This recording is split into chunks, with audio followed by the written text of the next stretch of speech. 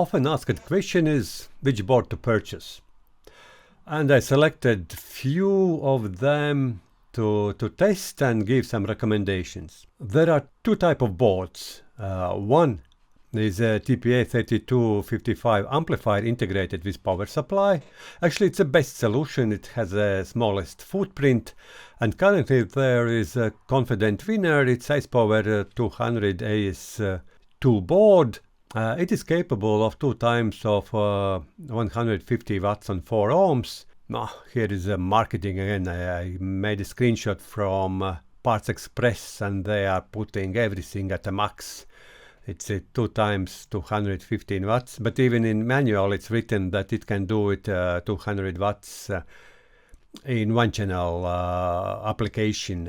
In a 2-channel application this board can do only 2 times 150 watts. But it is content winner. Everything is built by the book. It sounds good, it operates good, it is easy to integrate, and it is my first choice. Yeah, your project, estimated finished project will be a little bit above 200, and the board you can buy for about 160 euros with the taxes in Europe and in America. It depends on the state, different taxation system, but probably close to that. And another one which drew my attention is ZK-6002, first China manufactured board what drew my attention.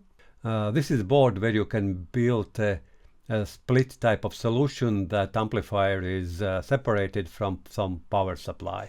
Also, I was choosing only boards without extra features like Bluetooth or tone controls, because in my philosophy those two parts are developing in different speed. That amplifier close to the endgame amplifier and those services and tone controls and Bluetooth, those are continuously developing. I would better split them, because once you have such kind of well-designed amplifier, it will last for many years, and those preamp parts, those will definitely change in a different way and different configurations. Also strictly talking about realistic power, what you can get, and for iSpower it has a 42 volt power supply. You can get 140 watts, super clean, those double zeros after comma, and this is where you want to be, and clipping power about 200. Marketing is giving this theoretical figure, but you can't get it. This is maximum about 200 at a clipping. For 48 volt solutions with a good power supply, you can get confident 180, up to 200 really super high quality power out of it, and this is beast. I would say this is beast. And of course for clipping you can get about 250. But let's be realistic, this is power where we want to be. I have another video where all those calculations are explained in the details. Then it's 2 winners, and both of them passed my stress tests. And then is a third one, also participate in a competition but didn't pass. And I will explain or show you later why. And when we are talking about which board to choose, we have 3 areas to look. One is input circuits and input circuit quality. Then chip itself. I read in forum that there could be copycats or a fake TPA3255 chips. Now, critically thinking, I doubt, because first it's not so easy to copy. You should have significant investments, and if you put significant investments, you need American, Canadian, and European markets as well. So without license, it's a stupid approach with huge risks. Second, maybe there are Texas Instruments manufactured chipsets which doesn't pass quality control and are sold in volumes for a reduced price. I also doubt, because when you are building that brand and market credibility, it costs you hell of money, and currently this chip is really ruling the world. Pretty stupid step to sell garbage and then someone put in a board and you get so many negative feedback. So adopt. but I have no evidence. This is my personal thinking. Third point to look for a quality is LC filter quality, and here you can save putting undersized filters. And typically in most boards you have a little bit undersized filters which are really working at a high temperature. Also, when you choose a good board, there are good filter inductors. And the last one, you should choose a good power supply. It's not integrated in a board, and then you have different choices, different pricing. About a power supply, I had a separate video, and you can watch it and then select your favorite power supply.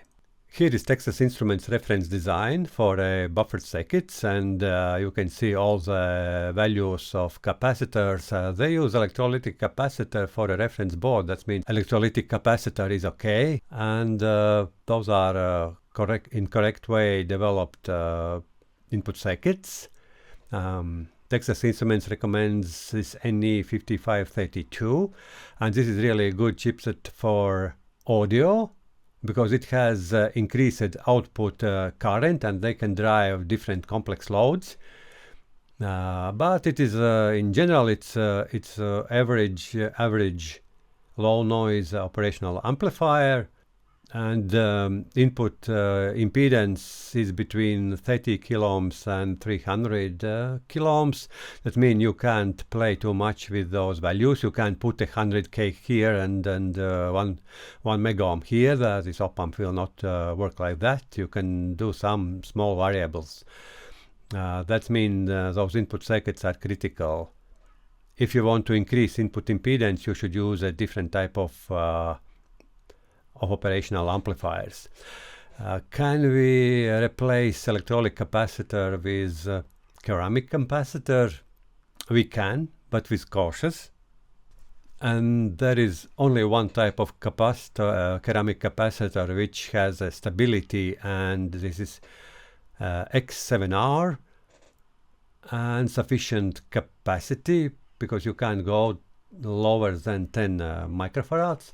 And also you should choose high voltage capacitor, because you know that from if you apply DC to this type of ceramic capacitor, that capacity will drop.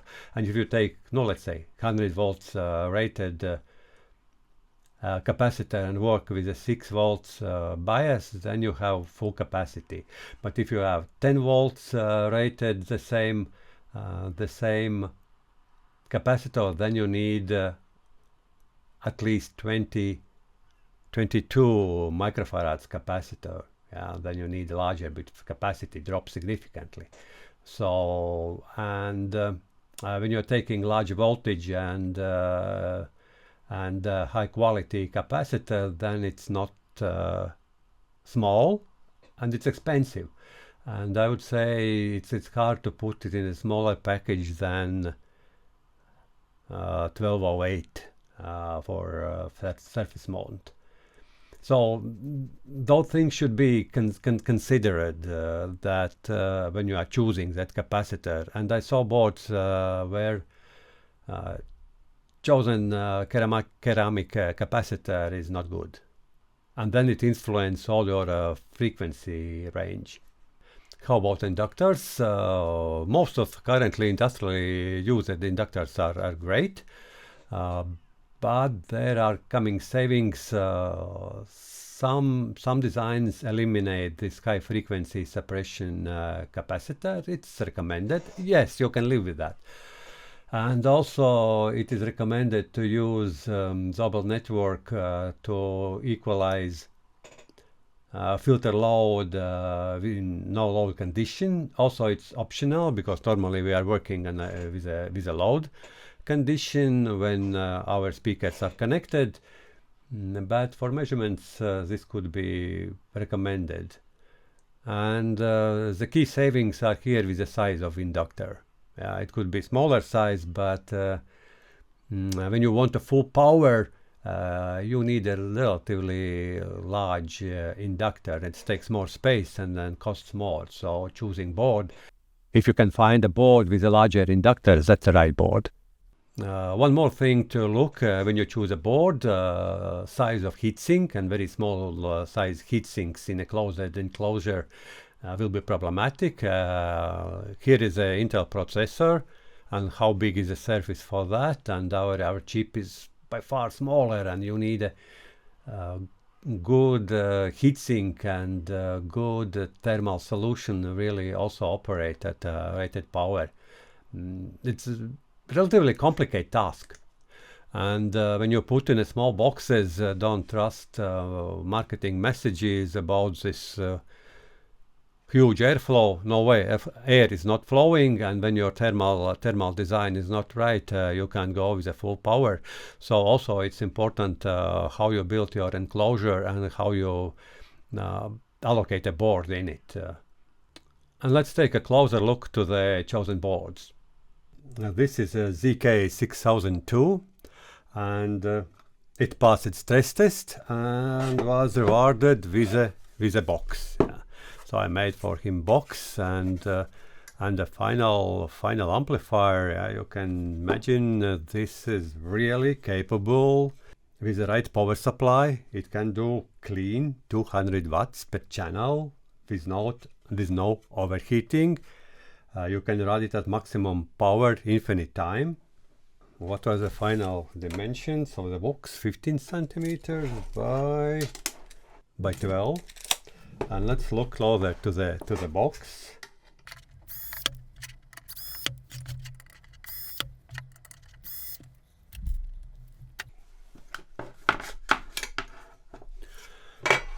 Okay, here it is. It is a small board, relatively small board, and this board has a number of specifics why I choose it. First, there is no some extra features, but it has a volume regulator, and sometimes when you just want to put in front of you and use a volume regulator, then you can do that. Also, this volume regulator is switching on and off amplifier. Another specific is it has large size inductors, good quality. The brand name is kind of unknown, but I think those are produced in the same factory. Those are good inductors. Those are used in many designs. Third thing, again, this particular company, I will not risk it pronounced like a Wushi or something else, but God knows. But it is branded, and even capacitors are branded.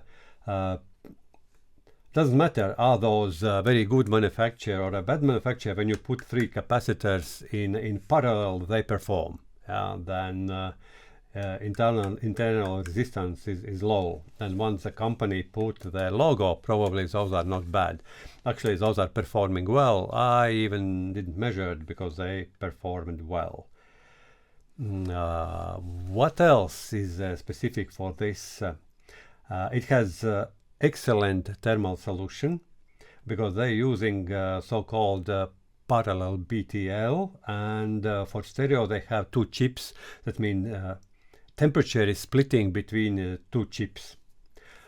In marketing, those are rated as a 600 watt amplifier board, but in reality, with a 48 volt power supply, you can drive or you can get 200 watts out. It's with a lower load you can get more, but technically they perform excellent and thermally stable. Also, this fan is thermostabilized. It triggers at some temperature, works for a moment, and then stops.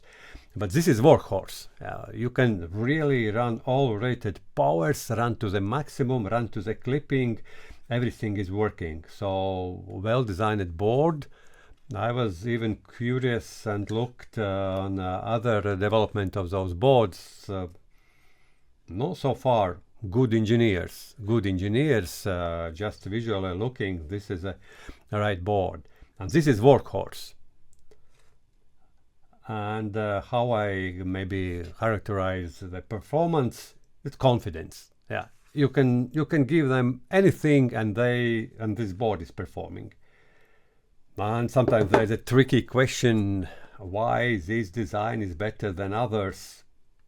No, I'm not playing in that niche. There are number of IMAS and FOSSI and 3E audios are playing in that niche. But if I want to say some marketing or advantages, then one advantage is how this thermal solution is made. Yes, there is a fan. When the fan works, it is kind of audible.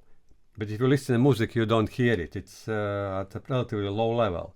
But for example, if you put a 36 volt power supply, just getting 100 watts out per channel, then, or 150 watts out per channel, then fan practically is not working.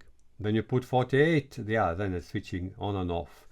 And there is also polarity protection, but it works only for switching mode power supply with protection, because there is a high amps diode, and when you put in a wrong direction, it is making short. When you put in a right direction, that diode has infinite resistance, and when you have a wrong polarity, then it's shortening power supply, and power supply is protection kicks. And I think this diode is capable, God knows, but 30, 50 amps. You can choose such kind of diodes today. So pretty safe. But don't use conventional power supplies, then it is not working like that. Also, I should mention that connector quality is good, and this specific high power connector also is good, and 10 amps rated. It's relatively expensive, but I'm using such type of connector, also high current capable. And you can build a pretty small, fantastic amplifier. In some way, it is endgame amplifier, because it's confident, it can run at any power. It can, yes, it is 2 ohms kind of rated, but not sure that it's the best application what you can do. But it works with any speakers, and it works with a bad designed crossovers, passive crossovers. So I was surprised. And one more thing, when designers put it together, they made in a way that fan, when it's operates, is blowing air up. That means cold air from the sides are cooling electrolytic capacitors. No, so many engineering great concepts are there, and I personally evaluate it as a very good board. Also, soundstage is a razor sharp. That means all component there is good.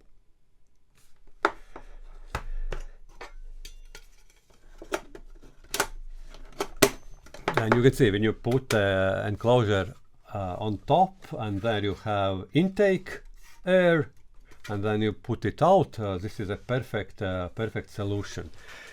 Who can use it? Anyone who would like to surprise neighbors who bought a big expensive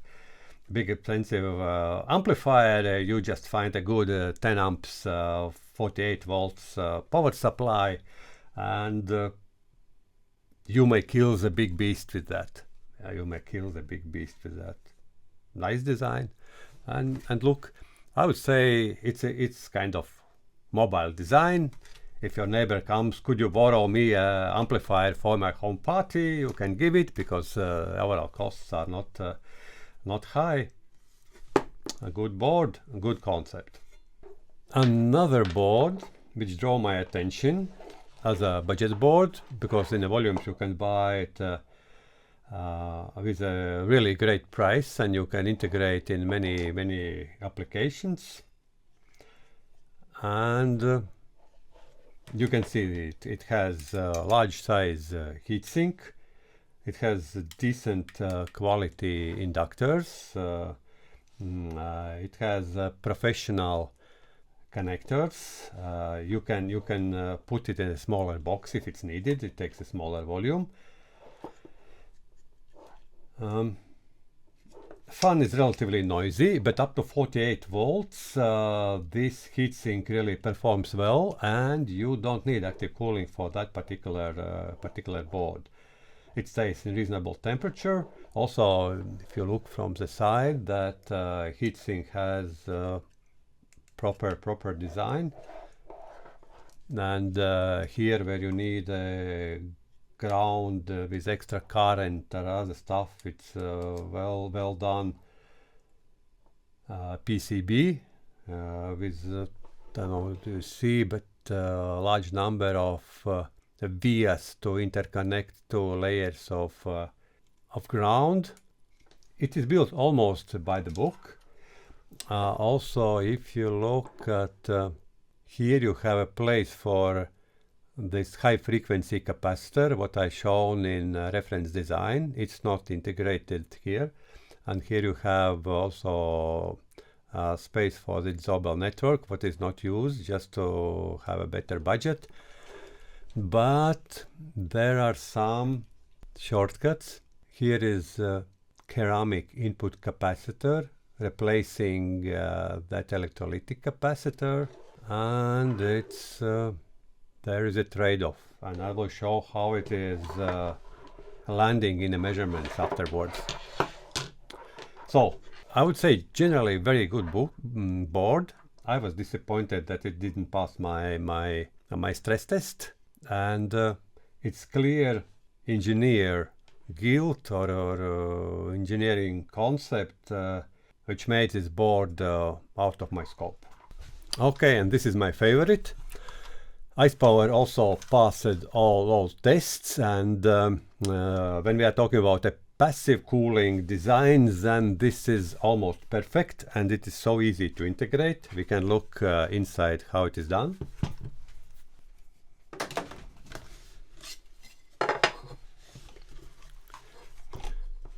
And you can see it is very easy to integrate. It has all certificates and all stuff, so it is industrial board, and it performs very well. It has a neutral, absolutely neutral sound, and you can use it for even for studio recordings, I would say. They have balanced inputs, but you can also connect RCA. So just connect them here, and then you can use RCA cables. This board also passed all stress tests and was rewarded with enclosure. This is a great board, and this also is damaging industry, because for those IMA, FOSI and 3 audio, there is integrated board produced in large volumes, and they are limiting that top price. Yeah, you should fit within 200 euros. When you should fit within 200 euros, you always need a trade-off. You put some budget digital converters in them. You try to put it like a subwoofer 2.1. All those solutions, a bit lousy, and hard to say. This board is damaging industry as well, because it's very good and it's fully integrated, fully certified. I sold quite a few of those kits, and also I sold all my stock with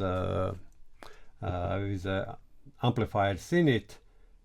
I'm currently out of stock of those boards. So yeah, for small passive fully integrated amplifier, it's not a bad solution. And now let's look and measure some key features. I will not measure total harmonic distortions, because everything is fine with them. With all those boards, everything is fine with them. the board which didn't pass my stress test, there is another problem. It has a coloration, and just for one mistake what is made in design, it creates coloration. But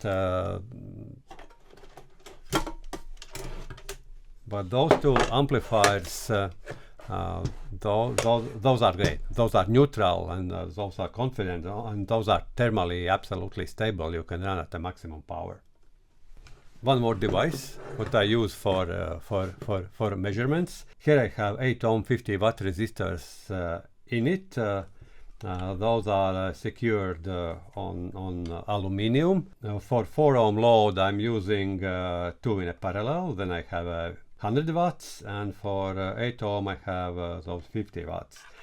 I'm not going to run a continuous sine wave. And here I can switch load on and off, and then I have option for 8 ohms and for 4 ohms. So we can test the filter and frequency characteristics with that device. Okay, now we are ready to test everything. And first we have arbitrary generator. It's a good Tektronix arbitrary generator where we have those test patterns. Then we have load equivalent, what we already discussed, amplifier under the tests, and Fluke oscilloscope. I will leave a picture on a Fluke oscilloscope because there we will see result, and just give some comments during the measurement process. Okay, mostly you will see that screen, and in some way you should trust my comments, because otherwise it's very difficult to film. And I will put different test signals, and we will check how good this amplifier is. Okay, in case you want to repeat some measurements or do it by yourself, one note: when you are measuring amplifiers in rigid configuration, both outputs are hot. You need a so-called floating probe. And with budget oscilloscopes you can do that. Then you should measure it in different ways. There are internet methodologies how to do that. But I can directly measure output signals and get all necessary information. So I put some 10 volts output. It's about 25 watts, pretty comfortable power for amplifier. And you can see that really nice signal, excellent sine wave, low distortions or no distortions. And the first thing, let's measure full bandwidth. I will put a sweep which will start from 20 Hz and goes to 20 kHz. And here is full bandwidth sweep on 8 ohms, and you can see it's almost perfectly flat, or maybe some few decibels we have additional to the high level.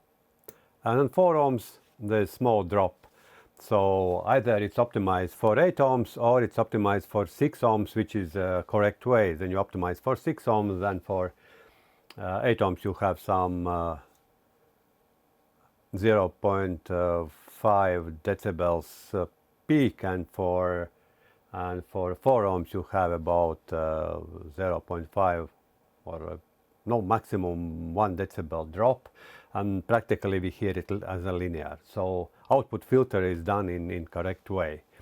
And how can we tell more in details that there is a peak or a drop in a full bandwidth? We can do it with a square wave. So the square wave, I put it at 1 kHz. It will show potential artifacts. First, if on 8 ohms there is some additional gain for high frequencies, okay, about 0.5 decibels, there should be small peak. Yeah, and we have this small peak. We can look at more in details. You can see at the beginning of the pulse we have our filter load is optimized for 6 ohms. With 8 ohms we have a little bit add in high frequencies, and this is correct way how to tune a filter. And for 4 ohms it should be rounded. Yes, it is rounded, and then this filter has excellent performance. And what happens if we remove load and don't have a Zobel network, then it's ringing. Yes, you always should measure loaded output filter. Then it's perfect. Then it's perfect. And one more thing to measure: does this amplifier has everything okay with low frequencies, and blocking input capacitor is large enough? Otherwise we will have problems with the low frequencies. We put such kind of arbitrary signal, it's linear generate, and we will see all amplification errors if we have them. We can put them together, those two signals together, and a little bit work with an amplitude to get a perfect match. And you can see this particular board has very good match, and there around 100 hertz we should have the perfect picture. Then going down to, no, let's say 20 hertz, you can see this linearity start to disappear, that input capacitor is marginally high. I would even put a 20 microfarad capacitor for a low frequency performance. But generally speaking, it's okay with a 10 microfarad capacitor, what we had in reference design. Here on 100 hertz, we have a perfect picture. And those characteristics are really great up to the maximum power. Very good amplifier. Also the cheap TPA3255 has very low distortions, and this is a way how can we see different artifacts. Normally you can measure nice sine wave, even okay total harmonic distortion, but you have some blocking capacitors not right, then you have this linearity issues, as I shown on the 20 hertz. Here is a 20 hertz, and yeah, you can see that input signal is not following output signal, or output signal is not following input signal. It becomes exponential, yeah, and then you will have some problems with the bass, kind of basses, but it's not so good, and you start to feel coloration if you want to fix it. And I will show another board what didn't pass my measurements, that they did tons of different things to fix just one blocking capacitor error. Here we have another board to be measured. It's connected. Yeah, here it is, and we will do the same measurements. We will look at total bandwidth linearity, and we will look at overall linearity at the low frequencies, where normally when you save on some components, you can see that low frequencies are jeopardized. So here again we have 100 hertz, and you can see that the signal is exponential, and impact is up to 200 to 150 hertz, which is critical bandwidth for audio amplifier. And how does it look on a 20 hertz? Here it is.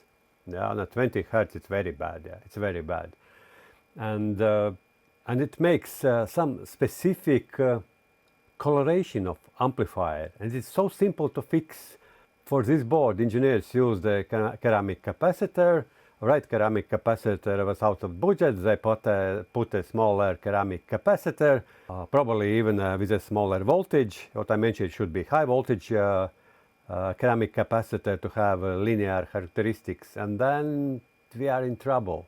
And I was spent significant time trying to understand what is wrong with that amplifier. It sounds kind of almost okay, but almost okay. There's coloration, there's something not that good with low frequencies, and somehow the mid frequencies are too much. And with the measurements, it was even looking at the linearity of different frequencies, the spectrum, kind of okay. Yeah, there are drops. Normally this board should sound with emphasis on low frequencies, but it sounds bright. Okay, let's measure then full bandwidth for this amplifier. And I'm measuring on 8 ohm load, and you can see on 8 ohm load, here is drop. It's not neutral. Even at no load condition, it has slight drop. And if you put at 4 ohms, it's dropping even more. So this amplifier normally should sound with accent to the low frequencies. But it sounds kind of with accent of the middle frequencies. Not terrible. Yeah, if you are not a specialist, you even will not be able to recognize due to some small mistakes which are made in a preamp part. I took out of my scope, and it's pity because you can buy. Overall, components are good. It's well built. PCB board is good. Is it possible to fix? Yes, but manpower is too high. There's SMD components, and yeah, sometimes it happens like that. There is nothing to do. We should wait for a next release of this board when those small problems will be fixed. Why engineers decided to change it to ceramic capacitor, I don't know. Because if you look at the board, there is sufficient space to put electrolytic capacitors. There are SMD electrolytic capacitors. You shouldn't change the technology. Practically no issues to make it right. And I even instead of 10 microfarads, maybe raise it to 22 microfarads, giving some extra space for low frequencies. But 10 microfarads is perfect. Yeah, 10 amplifiers operates perfectly. Engineers also recognize that something is wrong, and they dropped for 8 ohms. They dropped the spectrum. I can make it even larger. Yeah, and this is for 8 ohms. It's about decibel, and for 6 ohms it's 3 decibels. It's a lot. So much problems from small mistake. And earlier or later, someone like me or some enthusiastic guy will measure and say that spectrum is not correct, and you know, here is a 4 ohms, yeah, and it's clearly visible. Filter is not tuned properly, but filter is tuned properly. All problems are with input circuits or buffer circuits here.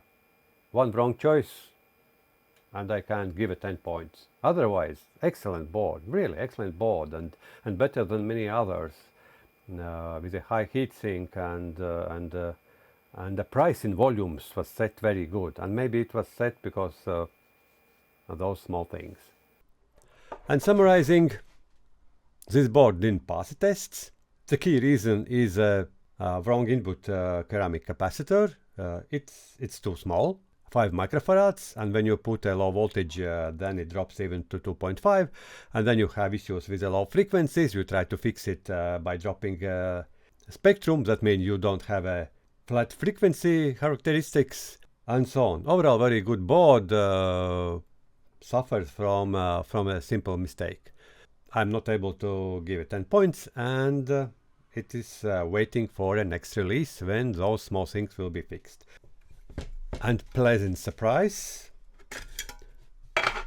I even looked at internet to find out how to properly pronounce it. It's Wuji. It's Wuji amplifier. It sounds great. It performs great. And when you're talking about where to place between the competitors, I would say currently this is only board which is able to perform at a full performance. With this particular board, you can get out 100% from a TPA3255. The rest of boards suffering from the thermal designs and from other small things. Here, everything, 10 points to Griffendal, 10 points to Wuji team. It has some business niche, and that niche is when you need a workhorse, when you need some small size amplifier which is capable of 300 watts, I would say it will perform at a clipping level, but we don't need 100 watts, we need 200 clean watts. And you know that 200 clean watts are a beast. Yeah, this is a really powerful amplifier, and it is expensive amplifier if you want to buy it in AB category, or you want to buy somewhere else. Yeah, because it performs really well. What would be honest market price? I would say it's 140. With a free shipping. That is what I can offer. Or you can buy a board and build by yourself. But if you want it in a box, then for that price we can talk. Will I make a kit or a painted and a printed box? No, I will not. Competition is too severe, and I will keep it in a special chapter. I will call it warehouse sellout, when really DIY people or someone who wants a budget amplifier and has some power supply, it will work excellent with 48 volts 10 amps power supply, and you can participate in any amplifier competition and be between the top ones. So if someone would buy high-sized class AB amplifier, and you will go and you can kill a beast. You can kill a beast. Some drawbacks: yes, you should accept a fan, what is working case by case, but when you will use 36 volt power supply and getting out about 100 watts, then it is not working. When you're using a 48 volt power supply, then of course it's a time to time work. If it's on a desktop, yes, you will hear it, but if it's on a meter away, then you will not hear that fan. And as I mentioned, the unique feature is that you have two chips. Each chip is driving one channel, and then you can cool it and you can run at a maximum. This is a maximum performance board what you can make from TPA3255. Would I recommend this board? Yes, I do. It's a Wuji ZK-6002. And for this review I'm not paid. Some people ask it, but why you are not making it a ready-made kit and build a nice box for that? There's two reasons. One is the tough competition, and second is you never know how long such boards will be in the market. There are some boards that are produced once and then they disappear. You can't rely on non-industrial boards. But for DIY community, when you want to really kill a beast, that's the right board.